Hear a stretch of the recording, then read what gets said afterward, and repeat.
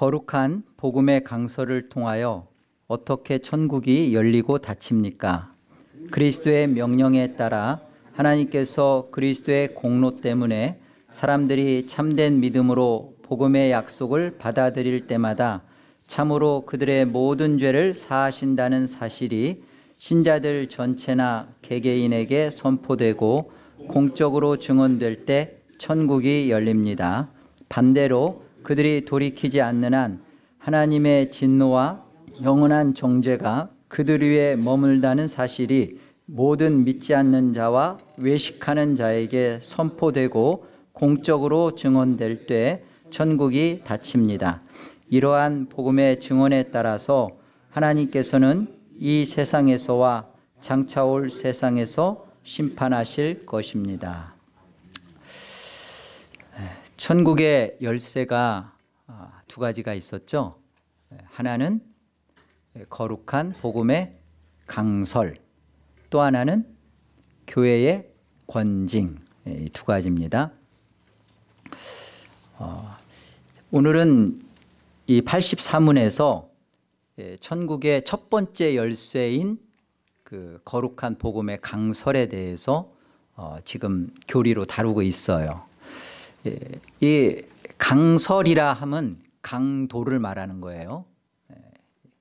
도둑놈을 말하는 게 아니라 그 복음이 선포되는 거. 그래서 말씀 선포, 말씀입니다. 설교입니다. 거룩한 복음의 강설은 한마디로 말하면 설교예요. 그래서 여기 보시면 우리 질문을 한번 보세요. 83문. 거룩한 복음의 강설을 통하여, 복음 전파, 설교를 통하여 어떻게 천국이 열리고 닫힙니까? 그렇게 되어 있죠. 천국이 열리고 닫힌대요. 먼저 열리고 그 다음에 이제 닫히는 문제를 다루죠. 나중에 다음 시간에 보겠지만 교회의 권징은 천국의 문이 닫히고 열리는 거예요. 근데 오늘 거룩한 복음의 강설은 먼저 열리고 닫힙니다. 이 말은 무슨 말이냐면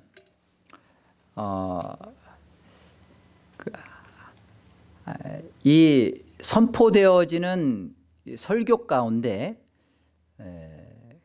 이 안에도 하나님의 복음을 받아들이고 회개하는 자에게는 천국이 그 안으로 열려서 들어가는 일이 발생하고요. 또 이 하나님의 말씀을 통해서 그 말씀 속에서 권징이 있다는 거예요. 권징이 있기 때문에 어떤 이는 이 말씀 앞에서 마음이 반대로 회개하고 돌아서지 못하고 마음이 닫히는 자는 그에게도 천국의 문이 닫히는 것을 말하는 겁니다.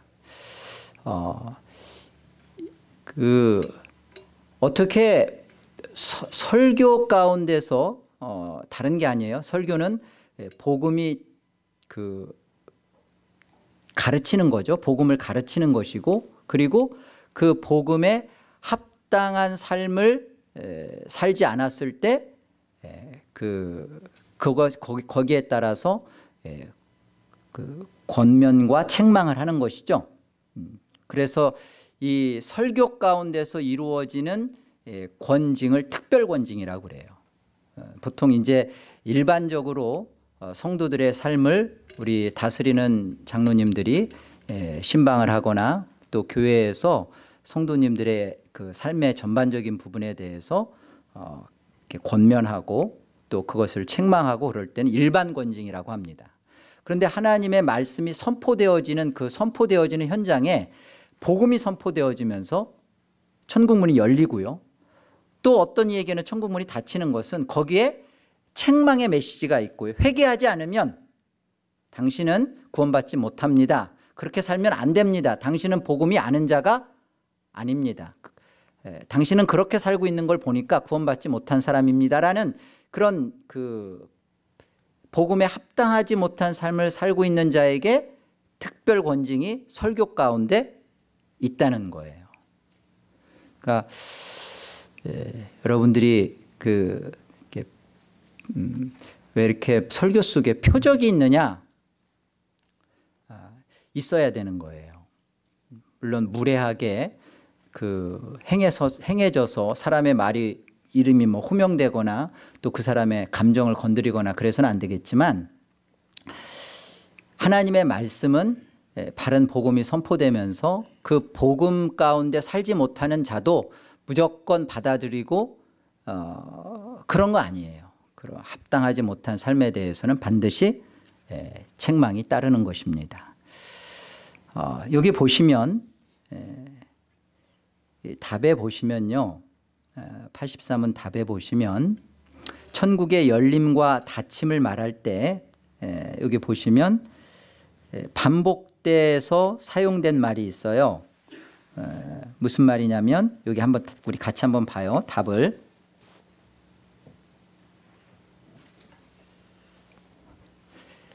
그리스도의 명령에 따라 하나님께서 그리스도의 공로 때문에 사람들이 참된 믿음으로 복음의 약속을 받아들일 때마다 참으로 그들의 모든 죄를 사하신다는 사실이 신자들 전체나 개개인에게 선포되죠. 그 다음 뭐라고 되어 있어요?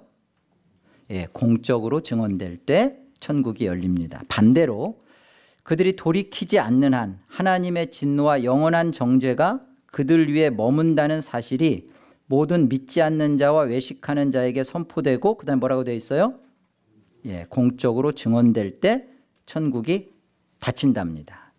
이 공적으로 증언된다라는 말은요, 교회를 통해서, 주님이 세우신 교회를 통해서 교회 안에서 이루어지는 복음 전파를 말하는 거예요. 왜 그러냐면, 자, 우리 마태복음 16장을 우리 가봅시다. 마태복음 16장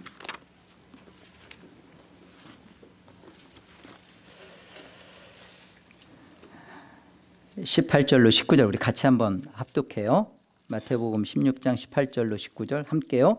또 내가 내게 이르노니 너는 베드로라. 내가 이 반석 위에 내 교회를 세우리니 음부의 권세가 이기지 못하리라. 내가 천국 열쇠를 내게 주리니 내가 땅에서 무엇이든지 매면 하늘에서도 매일 것이요 내가 땅에서 무엇이든지 풀면 하늘에서도 풀리리라 하시고, 이 천국 열쇠가 땅에서 매고 풀리고 하는 이 부분을 말하죠. 그런데 이 천국 열쇠가 베드로에게 주어진 것이 아니라 베드로와 같은 신앙 고백을 하는 교회죠. 그 교회에게 이 천국 열쇠에 매고 풀리는 것이 주어졌습니다. 이때 당시 유대 사회에서의 매고 풀린다라는 것은 그 말씀의 권위를 말하는 거예요. 매고 푼다라는 이 부분이. 그래서 교회가, 바른 신앙 고백을 하는 교회가 복음을 가르치고, 그리고 그 복음에 합당한 삶을 살지 않을 때 권징하고, 이것이 매고 푸는 거예요. 그러니까 공적으로 증언한다, 공적으로 증언된다라는 말의 의미가 이런 것입니다. 교회 안에서 바른 복음이 선포돼야 되고요, 그 바른 복음에 합당하지 못했을 때 이때 따르는 권징이 말씀과 그 말씀 속에서 있어져야 되는 거예요. 여러분이 충분히 사적으로 하나님 말씀에 그런 좋은 것을 이렇게 가지고서 서로 모여서 그 말씀에서 복음을 나누고 그럴 수 있어요. 그런데 이 중요한 것은 주님께서 매고 푸는 이런 천국문이 열리고 닫히는 일은 교회에 직임자들을 세우고, 그리고 교회에 영적 권위를 두어서 그들을 통하여서 교회 안에서 이루어지는 일을 그것을 말하는 거죠.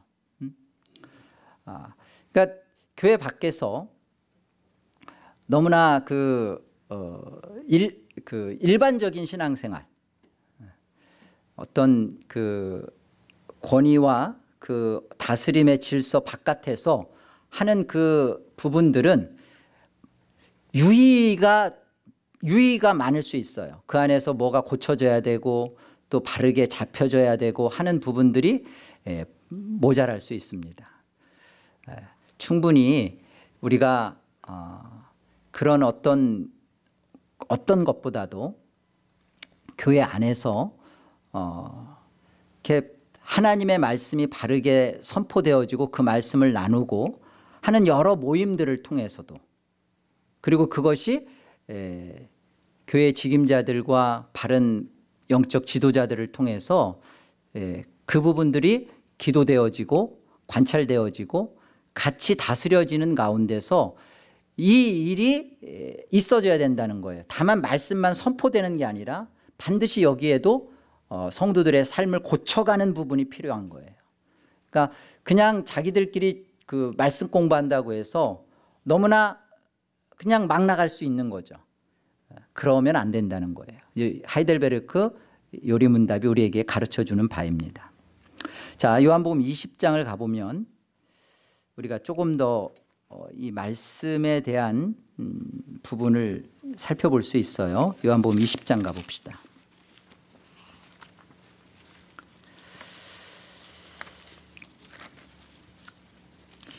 (21절로) (23절) 우리 같이 한번 합독해요. 함께요. 예수께서 또 이르시되 너희에게 평강이 있을지어다. 아버지께서 나를 보내신 것 같이 나도 너희를 보내노라. 이 말씀을 하시고 그들을 향하사 숨을 내쉬며 이르시되 성령을 받으라. 너희가 누구의 죄든지 사하면 사하여질 것이요 누구의 죄든지 그대로 두면 그대로 있으리라 하시니라. 여기 이 말씀을 가지고요, 천주교는 누구의 죄든지 사하면 사하여질 것이고 누구의 죄든지 그대로 있으면 있으리라 할 때 그 너희가 라는 것을 베드로로 봅니다. 베드로가 그 천국문을 열고 닫고 한다라고 그렇게 주장하니까요. 그러나 우리가 마태복음 16장과 마태복음 18장에서 그 천국의 열쇠는 누구에게 주어진 거예요? 바른 신앙 고백을 하는 교회에게. 그렇죠?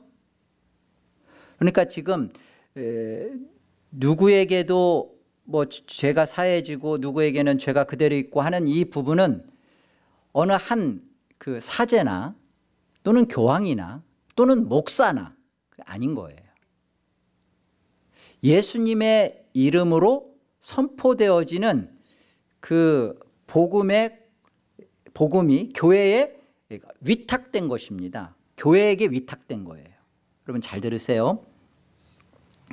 어느 한 개인이 지금 이것은 예수님께서 그 제자들에게 이제 특별히 이제 사도죠. 이 사도들이 그 성령을 받습니다. 여기서 성령은 푸뉴마 하기온이라고 해서 관사가 없어요. 이 말은 뭔 소리냐면 무슨 그 다른 게 아니라 성령의 은사를 말하는 거예요. 은사를. 가르침의 은사. 그러니까 지금 이 제자들이 이제 오순절 성령을 받게 되면 그 전에 뭐 구원 못 받은 게 아니잖아요. 구원 못 받은 게 아니라 오순절 성령을 받게 되면 이들 안에 자신들이 가졌던 진리에 대한 확신이, 그리고 이 진리에 대한 복음 전파에 대한 뜨거움이, 지금 그걸 말씀하시는 거예요. 그래서 이 사도들이 뭐 이렇게 뭐 죄를 사하고 뭐 또 이들이 뭐 이런다는 게 아니라 이들에게 주어진 말씀이 동일해요. 그러니까 오늘날도 어떤 한 개인이 능력이 있어서 어떤 뭐 특출난 목회자가 아니면 어떤 특출난 뭐 어떤 교황이 어떤 사람이 뭐 사죄를 선포하고 뭐 그 사람 그런 게 아니라 하나님께서 사용하시는 바른 교회에게 하나님이 그 직임을 주시고 그를 세웁니다. 그리고 그 세워진 그를 통해서 사용하시는 거예요. 바른 복음이 그를 통해 사용되어지는, 이게 교회에게 주어진 특권이에요. 근데 교회는 반드시 직분을 둬서 말씀을 가르치는 자와 다스리는 자와 섬기는 자와 이렇게 직분을 둬서 이 일을 감당케 하는 거죠. 이게 공적 증언이에요. 우리가 말씀을 맡은 직분자가 이 사도적인 복음을 이렇게 선포하잖아요. 그러면 이 사도적인 복음, 선포된 이 복음, 그걸 가지고 사용하셔서 우리 주님께서 구원을 베풀 자에게 은혜를 주신다는 말씀이에요. 다시 말해요. 그러니까 설교자에게, 쉽게 말하면 우리 교회 속에서 설교자에게 천국의 문에 그 열쇠를 주는 게 아니라 천국 문을 여는 그 열쇠를 손에 쥐어주는 겁니다. 천국 문을 열고 닫고 하는 게 아니라 이 복음 증거자요, 복음 전파자인 설교자에게 그 입을 통해 그 입에게 천국 문을 여는 열쇠를 맡기는 거예요. 되게 중요하죠. 우리 복음 선포, 그 하나님이 얼마나 그 교회 가운데서 이렇게 바른 복음이 선포돼야 되고, 그리고 이 바른 복음이 선포되어지는 그 일을 사용하셔서, 그거죠. 그걸 사용하셔서 그 교회에게 주신 특권이에요. 그리고 그 교회에 어떤 직분자를 하나님이 주님께서 세우셔서 그를 통해 복음을 듣고 회개하게 함으로 천국 문에 이렇게 열고 들어올 수 있도록, 이 교회의 특권이죠. 여러분, 그 강설, 설교 여쭤볼게요. 그 강설이라는 거, 설교가 하나님의 말입니까? 인간의 말입니까? 1차적으로 그 설교는 하나님의 말 아니에요. 그래서 우리 생각 속에 저거 사람의 말이니까 오류가 있고, 사람의 말이니까 자꾸만 우리가 이렇게 어떤 생각을 갖죠? 이렇게 우리 안에 어떤 것을 자꾸만 걸르려고 하고 그러잖아요. 사람의 말이라고 생각하니까. 설교자가 하나님의 말 그대로를 주면 여러분 다 받겠죠. 그런데 일단 생각하는 게 그거예요. 지금 되어지는 저 설교는 100% 다 하나님의 말이 아니라 저 사람의 말이니까 내가 받을 건 받고 버릴 건 버리자, 그런 생각으로 우리가 듣잖아요. 그냥 다 100% 듣고 있죠, 여러분은. 이런 부분을 우리가 잘 점검해야 돼요. 자, 요한복음 10장을 한번 가봅시다. 요한복음 10장.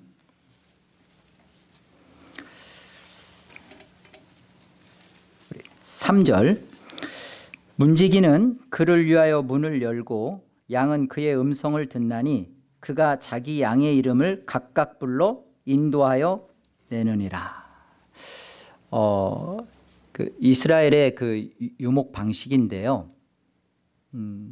여러 이렇게 목동들이 자기 양들을 이렇게 양떼들을 끌고 다니는데, 밤에는 한 장소를 지어놓고 거기에 온 동네의 모든 마을, 거기에 속한 양떼들을 거기다 다 집어넣습니다. 그리고 그 목동 중에 한 사람이 문지기인 거죠.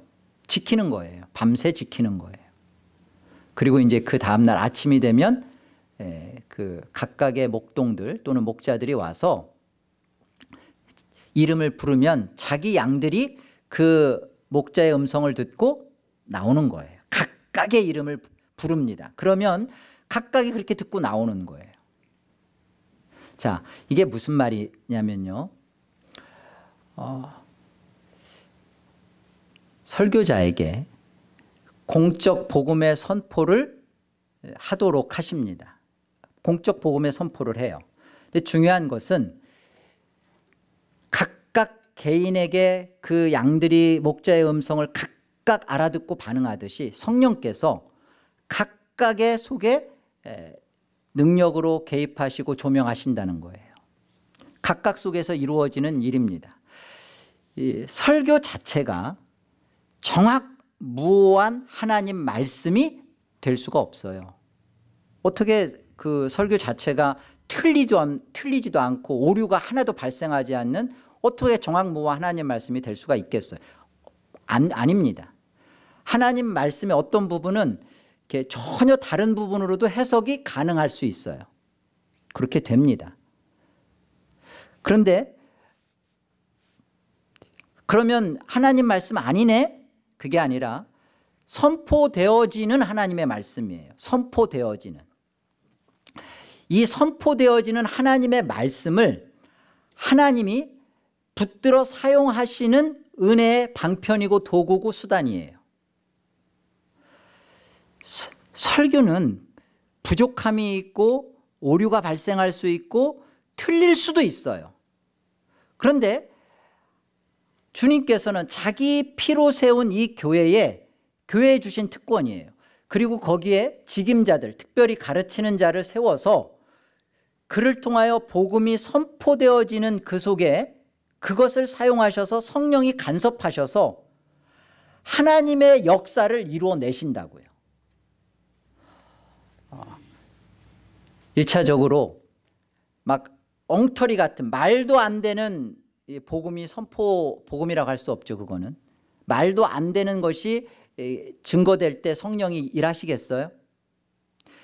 그러니까 바른 복음이 증거돼야 되는 거예요. 바른 말씀이 어떻게든 성령이 사용하실 수 있고 성령이 구원의 역사를 이루실 수 있는 바른 복음이 선포되어지는 일을 온 교회가 그리고 증거하는 자나 받는 자가 그걸 기도해야 돼요. 그랬을 때 이 성령이 이 말씀이 하나님의 뜻에 합당하고 하나님의 영광이 드러나는 그 말씀이 될 때 성령이 간섭하시고 조명하시고 그를 일루미네이션에서 읽고내시겠죠. 그런 거예요. 그래서 우리가 조심해야 될 것은 일단 복음 선포자는 여기에 정말 그 하나님의 바른 그 뜻과 하나님의 바른 의도를 잘 분별하여 성령이 역사하실 수 있는 말씀으로 정말 기도하고 말씀을 준비하고 그 성령이 사용하실 수 있는 말씀이 되도록 내놔야 됩니다. 증거해야 됩니다. 듣는 이들도 이 하나님의 말씀이 내 안에 하나님의 말씀으로 말씀답게 임할 수 있도록 우리가 그 하나님의 말씀 앞에 서야 돼요. 그런 점에 있어서 정말 성경이 말하려고 하는 성경의 중심적인 주제, 하나님 나라나 예수 그리스도나 언약이나 구속사나 가장 중심적인 그런 주제, 관점이죠. 그리고 가장 핵심적인 예수 그리스도의 구속 이야기. 할 수만 있으면 우리의 타락한 이 이성과 본성은 자꾸만 그 세상의 자신의 욕심과 내가 원하는 식의 하나님의 생각을 자꾸만 갖기를 원해요. 설교도 마찬가지예요. 그러니까 할 수만 있으면 우리의 타락한 의지와 본성에서 그것을 제거하고 성경이 말하려고 하는 바로 추적해 들어가야 되는 것이 옳은 거죠. 이게 힘든 작업이에요. 이 일에 있어서 우리 모두가 깊이 하나님의 말씀에 대해서 과연 정말 이 말씀이 이 성경이 이것을 증언하는 것에 합당한가 이 부분을 상고하는 겁니다. 이거 상고한다는 건 뭐냐면 버리겠다는 게 아니라 내가 이 하나님의 말씀대로 정말 살겠다는 뜻으로 그 말씀을 깊이 생각하는 거예요.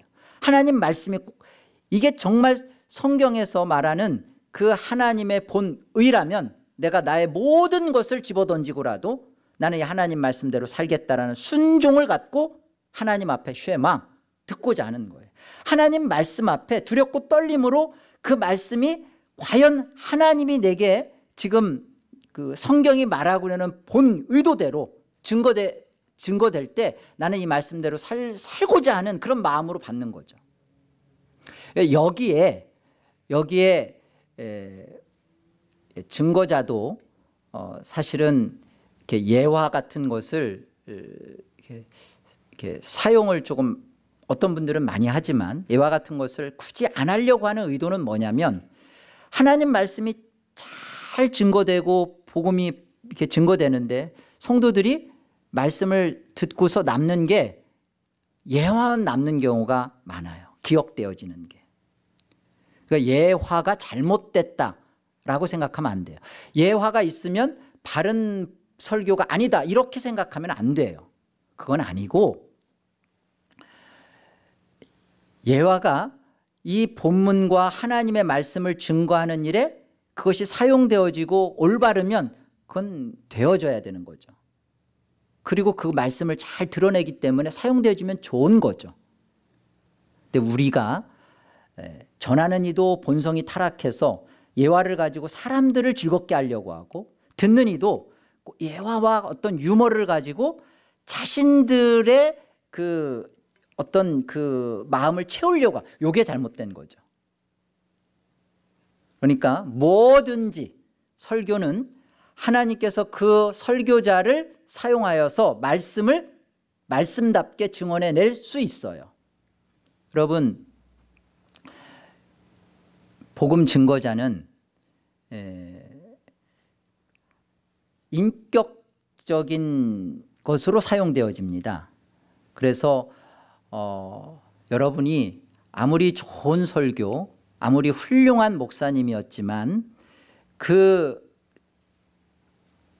이미 없는 분의 카세트 테이프나 아니면 뭐 동영상이나 아니면 뭐 기타 뭐 다른 방법으로 그 말씀으로 오늘의 우리의 삶을 살아내려고 하는 것은 옳지 않아요. 물론 어떤 부분에서 바른 성경 해석이니까 도움은 되겠지만 오늘을 죽었던 자가 살아나서 무엇이 진리인지를 똑같은 현장 속에서 살고 있는 자가 똑같아요. 거듭난 성도예요. 목회자, 설교자도 똑같은 거듭난 성도가 똑같은 현장을 살고 있으면서 같은 아픔 속에서 우리가 깨달은 복음은 이것이니까 이렇게 같이 삽시다 라고 내세워야 돼요. 10년 전 20년 전의 상황과 다르게 오늘의 이 상황에 대하여 같은 현실을 부대끼면서 살아가는 것으로 내놔야 되는 겁니다. 그리고 그거 앞에서 여러분은 하나님의 말씀으로 똑같이 인식하고 아멘하며 똑같이 살아가야 되는 거예요. 이게 하나님이 설교를 사용하시는 방법입니다.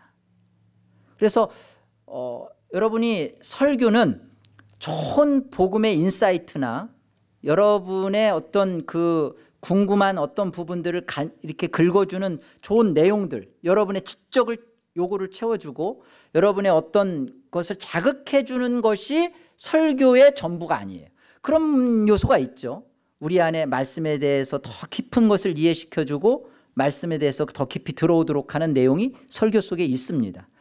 그러나 놓치지 말아야 할 것은 여기에는 말씀을 통하여 반드시 우리 속에 있는 자기 뜻을 부정시키고 우리의 죄를 뒤집어내게 하고 폭로시켜버리고 그리고 하나님의 뜻 앞에 우리를 끌어다 내놓고 너 어떻게 할래? 라고 하는 권징이 있다는 거예요. 이 부분 앞에 우리가 있어야 되는 거죠. 그래서 저는 우리 성도분들이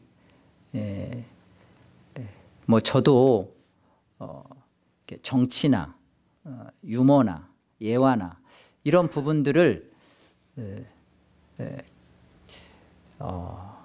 이런 부분들이 있으면 이건 이게 바른 거 아니다 틀렸다 여러분 그런 것 자체가 틀리고 맞고는 아니에요. 그런 게 없으면 이런 게 하나도 없고 막 그 성경 구절만 쭉 얘기하면 그럼 바른 설교인가요? 그런 생각을 좀 하셔야 돼요. 정말 이 문맥과 이 하나님 전체 성경의 뜻에서 맞는 합당한 하나님의 뜻이 삶을 통하여 정치를 통해서도 그것을 설명 부연해 주고 우리의 문화나 모든 것을 통해서도 그것에 대해서 이유를 분명하게 밝혀주고 이렇게 사용되어지는 거예요. 전체 그 목회자의 어떤 삶의 인생과 인격과 부족한 어떤 그 성격과 뭐 지식과 이런 모든 것들이 사용되어져서 똑같이 하나님 말씀 앞에 우리를 갖다 놔야 되는 거예요. 그래서 그 설교자가 자신의 뭐 우리 쉽게 말하면 간증이라고 하고 그러잖아요. 간증이 있으면 무조건 설교가 아니다, 나쁘다, 그렇게 봐서는 안 되는 거예요. 그 간증이 어떤 간증이냐가 중요하죠. 정말 자신이 어떤 인생을 살던 가운데 하나님이 내 인생에 찾아와서 예수 그리스도의 십자가를 인격적으로 만나게 했는지, 하나님 앞에 나를 갖다 끌어다 놓았는지, 그것 앞에 내 인생을 하나님 앞에 사로잡히게 했는지, 그래서 그런 것들이 나온다고 해서, 그런 말들이 설교 증언 가운데 있다고 해서 아, 저건 설교 아니야, 저건 사람의 말이야, 저건 전부 다 저기 뭐 자기 구원받은 얘기하니까 저건 설교 아니네, 그래서는 안 되는 거예요. 하나님의 말씀을 드러낼 때 내 인생을 하나님이 쓰셔요. 그래서 그 인생을 통하여 이 오늘의 사용 증거되는 이 본문의 뜻을 밝혀내고 있다면, 우리는 저 인생을 저렇게 사용하셔서 아, 하나님이 저렇게 능력으로 저를 굴복시킨 하나님이라면 저와 같은 내 인생도 나를 저곳에 처박아 놓을 수 있을 것이고, 저기서 나를 끌어내서 하나님의 영광 가운데 나를 드러낼 수 있는 분이시구나, 이 하나님을 만나도록 하는 거죠. 이게 설교예요. 그래서 설교는 정말로 중요해요. 대단히 중요해요. 많은 이렇게 혹자는 신앙은 나와 하나님과의 관계가 중요하다, 나와 하나님과의 관계만 이렇게 중요시하면 되지, 또는 나 스스로 말씀 묵상하고 말씀 깨달으면 되지. 또 어떤 이들은 그 원어를 막 공부합니다. 그러면서 뭐 이렇게 하면 되는 거지, 개인 신앙이 중요하니까. 아니에요. 그게 주가 될 수는 없어요. 주님은 왕이십니다. 그리고 그 주님이, 왕이신 주님이 자신의 피로 산 교회를 주께서 다스리세요. 왕으로서 다스리는데, 그 다스리는 방식이 뭐냐면 우리가 이제까지 살펴본 것처럼 교회의 직분자를 세우시고 그 직분자를 통해서 다스리세요. 여러분, 이것을 여러분 깊이 받아들이셔야 돼요. 절대적으로 교회 밖에서 나 혼자의 개인 신앙을 가지고 여러분이 내가 복음을 만났다, 그리고 그 복음 가운데 나는 산다, 여러분 그 사람 속에는, 인터넷으로 계속 좋은 설교 들으면서 예배하고 그러는 사람 속에는 권징이 없습니다. 하나님의 말씀 앞에 자기가 정말로 깨지고 순종하고 그리고 부정당하는 거 없어요. 듣고 싶은 말만 듣는 거예요. 없어요. 근데 성경은, 주님은 그런 방법으로 자기 백성을 구원해 가지 않아요. 우리는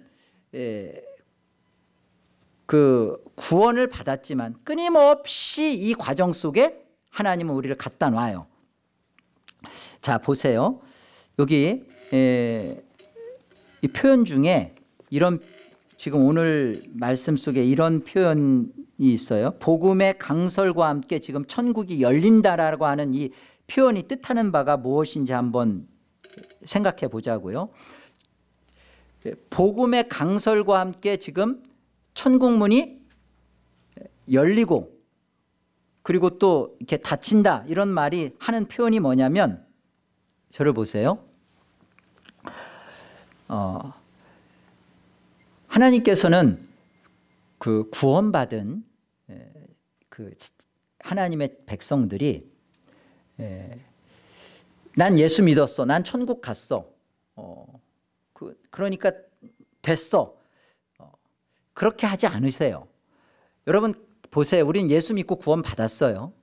그런데 그 완성의 관점, 하나님 나라의 완성의 관점, 정말 우리가 그 장차 영광의 몸을 입는 그 하나님 나라의 완성의 관점에서 보면 우리는 아직 천국 밖에 있는 거예요.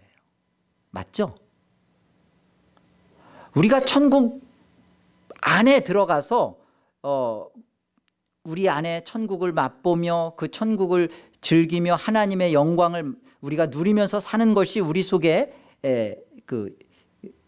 경험되어지고 있지만 완성과 종말의 관점에서 보면 우리는 사실은 천국 문 밖에서 머무르고 있는 거예요.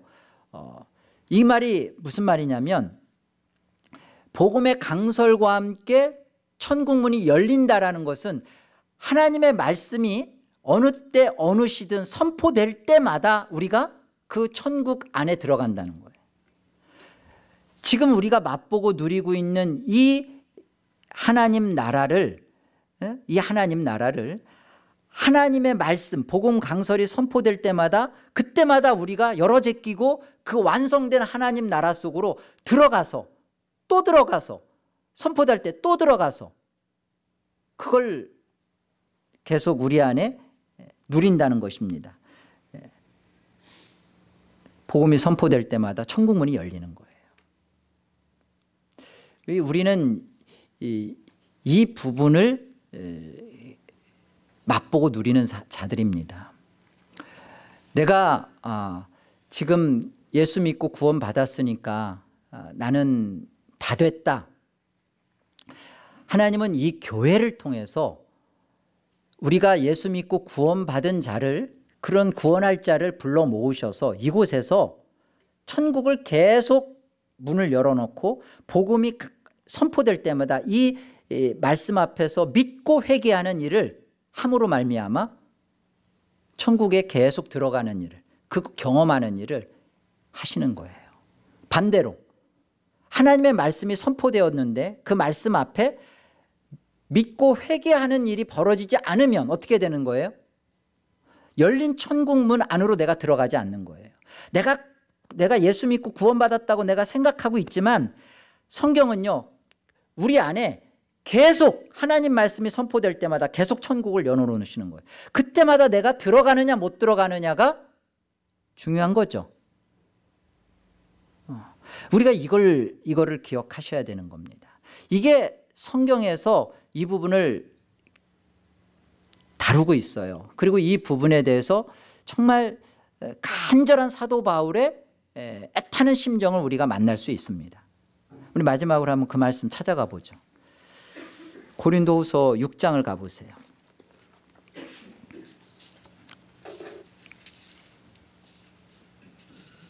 고린도후서 6장 1절 보겠습니다.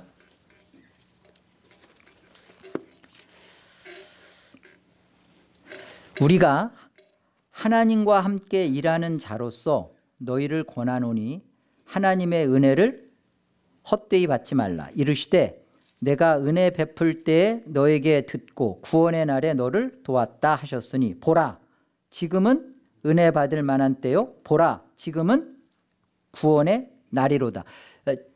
이 하나님의 말씀이 어떻게 역사하시냐면요 현재성을 가지고 지금 은혜 받을 만한 때고 지금 구원의 날이라고 그러죠. 구원받은 고린도 교회에게 지금 하는 메시지예요. 고린도 교회에게. 그런데 그 얘기를 지금 계속 천국문이 열린 상태에서 지금을 말하는 겁니다. 3절 보세요. 우리가 이 직분이 비방을 받지 않게 하려고 무엇에든지 아무에게도 꺼리끼지 않게 하고 지금 사도 바울이 가지고 있는 자신의 복음 전파의 사도직을 말하는 거예요. 이 직분. 그러니까 하나님 말씀을 증거하는 때마다 보라 지금은 구원의 날이요 보라 지금은 은혜 받을 만한 때다. 이 하나님의 말씀이 선포되는 그 직임을 말하는 겁니다. 그러니까 이 직분을 바울은 너무나 중요시 생각하고 있고 왜 중요시 생각하고 있어요? 이 직분이 저들에게 거짓되게 저들에게 드러나면 하나님 말씀이 막히니까 이 직분이 하나님의 말씀을 선포하는 데 사용되어지는 도구잖아요. 그러니까 이 직분이 비방을 받지 않도록 바울이 애썼던 모습이 4절부터 10절까지예요. 여기 보면 제가 한번 쭉 읽을게요. 오직 모든 일에 하나님의 일꾼으로 자천하여 많이 견디는 것과 환난과 궁핍과 고난과 매맞음과 갇힘과 난동과 수고로움과 자지 못함과 먹지 못함 가운데서도 깨끗함과 지식과 오래 참음과 자비함과 성령의 감화와 거짓이 없는 사랑과 진리의 말씀과 하나님의 능력으로 의의 무기를 좌우에 가지고 영광과 욕됨으로 그러했으며 악한 이름과 아름다운 이름으로 그러했느니라. 우리는 속이는 자 같으나 참되고 무명한 자 같으나 유명한 자요 죽은 자 같으나 보라 우리가 살아있고 징계를 받는 자 같으나 죽임을 당하지 아니하고 근심하는 자 같으나 항상 기뻐하고 가난한 자 같으나 많은 사람을 부유하게 하고 아무것도 없는 자 같으나 모든 것을 가진 자로다. 자신의 이 직임에 대해서 자신이 비방받지 않도록 어떻게 살아왔는지 그걸 쭉 얘기한 거예요. 자, 11절로 13절 우리 같이 읽읍시다. 시작. 고린도인들이여 너희를 향하여 우리의 입이 열리고 우리의 마음이 넓어졌으니 너희가 우리 안에서 좁아진 것이 아니라 오직 너희 심정에서 좁아진 것이니라. 내가 자녀에게 말하듯 하노니 보답하는 것으로 너희도 마음을 넓히라. 이 자신이 가지고 있는 이 직임에 대해서 바울이 간절하게 지금 말하는 거예요. 고린도인들이여 고린도 성도들이여 너희를 향하여 우리의 입이 열렸다는 것은 내가 복음에 대해서 할 말 다 했다는 거예요. 내가 입이 열렸다. 내가 자유롭게 내가 가감없이 복음이 어떠한 거에 대해서 사람 눈치 보지 않고 싫은 소리 쓴 소리 내가 다 했다 이거예요. 입이 열리고 우리의 마음이 넓어졌으니. 그러니까 어떤 말을 내가 이걸 하면 저 고린도 이 교회가 많은 문제가 있었잖아요. 음란 문제, 뭐 우상숭배 문제, 온갖 더러운 문제가 고린도 교회에 가득했는데 사도 바울 그거 다 지적했습니다. 사실은 우리가 이 고린도 교회에게 보낸 편지가 4개예요. 근데 고린도전서, 고린도후서는요 그냥 2개의 편지만이에요. 그러니까 사실은 이 사도 바울이요 이 고린도 교회에게 편지를 써보내고서 그 다음 답변으로 소식 받았을 때 바울이 굉장히 안도하고 기뻐했던 걸 보게 돼요. 왜냐하면 이것으로 인하여서 진짜 고린도 성도들이 많이 시험받고 상처받고 복음으로부터 돌아설 것까지도 염려했거든요. 그런데 많이 회개하고 돌아왔다는 것 때문에 기뻐하는 장면이 고린도 후서에 나와요. 자, 마음이 넓어졌다는 것은 마음을 넓어졌다는 것은 내가 사람 눈치 보지 않고 내가 할 말 다 했다는 거예요. 내가 하나님의 복음을 가감없이 하나님 편에 서서 증거했다는 거예요. 자, 그리고 12절 보세요. 너희가 고린도 성도들인 너희가 우리 안에서 좁아진 것이 아니라 오직 너희 심정에서 좁아진 것이니라. 이게 무슨 말이죠? 너희가 이 복음을 전하는 복음의 어떤 복음의 안에서 좁아진 것이 아니라 오직 너희 심정에서. 그러니까 복음이 잘못됐다는 게 아니야. 이 사람들도 고린도에 있는 사람들도 바울이 전한 복음이 틀렸다 그 말하는 거 아니에요. 복음은 문제가 없었어요. 그런데 문제는 뭐예요? 그들의 심정이 좁아진 거예요. 그러니까 그들의 마음에 옹졸함과 편협함과 싫은 마음이 생긴 거예요. 네가 전한 하나님의 말씀이 잘못된 건 아니라고 나도 생각해. 그런데 네가 전하는 태도가 기분 나빠. 그 얘기예요. 왜 그렇게 하냐는 거죠. 지금 왜 하나님의 말씀이 잘못되진 않았지만 그 말씀을 가지고 왜 이렇게 그냥 그걸 가지고 후벼 팠냐 이거죠.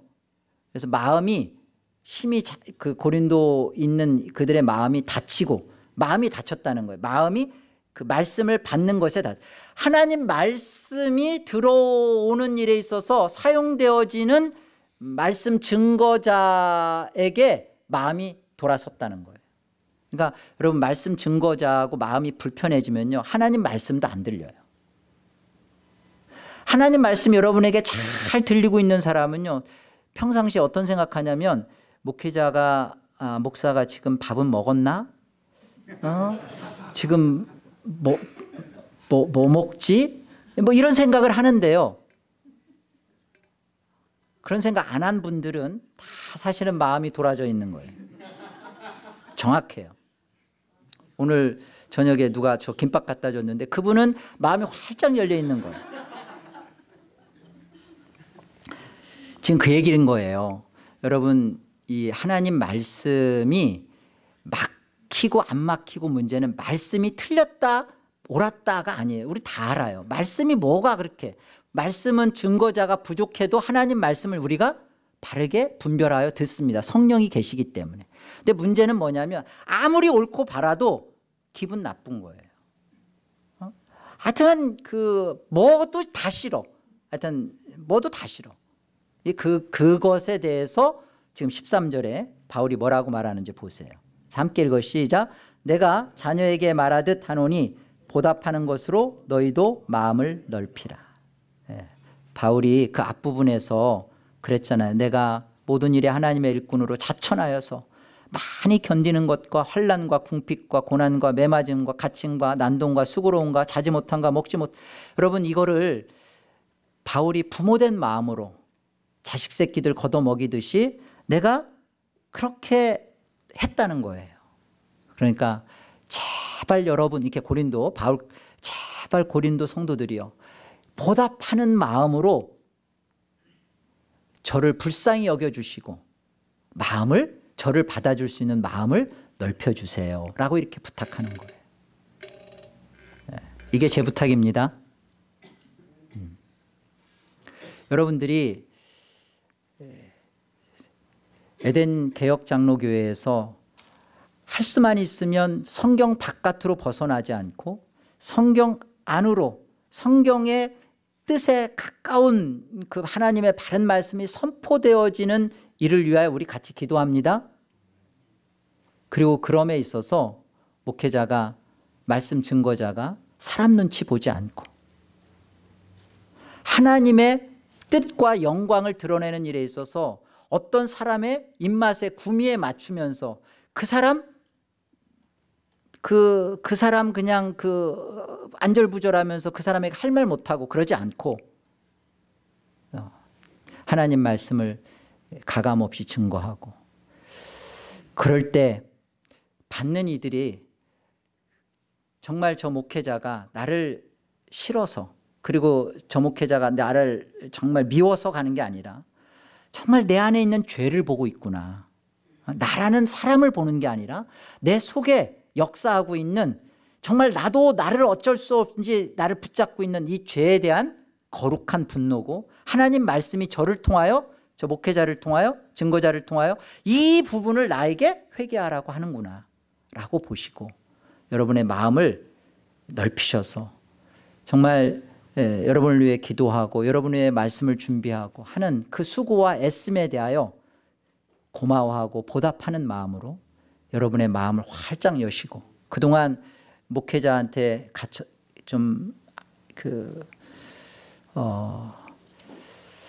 밥 안 사주셔도 돼요. 마음만 넓히시고, 그리고 따뜻하게 불쌍히 여겨주시고 강 목사가 더 하나님 말씀을 증거할 수 있도록 여러분 같이 바른 에덴 개혁교회로 세워져 갔으면 좋겠습니다. 여러분, 하나님 말씀이 선포될 때마다 여러분이 어떤 태도를 취하고 있는지가 중요해요. 그런 부분에서 특별히 말씀 증거자와 이렇게 단절되지 않도록, 막히지 않도록 여러분 스스로도 노력하셔야 됩니다. 우리 같이 기도하겠습니다.